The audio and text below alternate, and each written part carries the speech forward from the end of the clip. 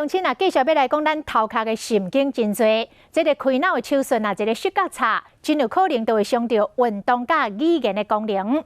所以伫咧开脑的过程中，医生就要哪开刀，哪互病患精神来讲话，确保肿瘤切除无问题。但是这个病患若是聋哑人士，下到个臭鱼人，安尼要安怎才好咧？中家病院完成全台湾第一例，嘛是全球第3例替聋哑人士开脑的手术。这个病患无法度讲话，团队就请来手语的老师协助沟通，手术顺利成功。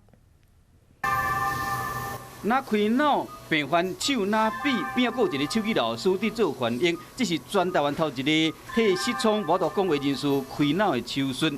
就烦恼讲手术的过程，伊去伤到病患负责沟通比手语的认知区应，中间医疗团队特别谨慎。所以必须要手语老师当作媒介，然后来告诉我们病患回答的答案是什么，然后我们再来判定对不对。透过韩国出，带你看一般人的手术。 손 한 번만 들어보실래요? 네, 잘하셨어요. 医生问病患因，不过台湾这个失聪，佮无法度讲话，病患听无嘛，无法度讲，只好透过手语老师来协助。 大的一个肿瘤在语言区，我们把它拿掉的话，同时把它的一些认知的一些功能拿掉，有可能他手语能力就不见了，所以他就更进入无声的世界。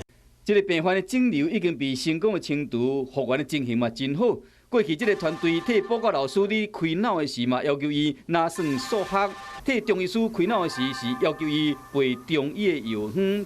即摆替失聪下到人士开脑，嘛变成国内头一个，全世界第3例失聪下到人士清醒开脑的案例。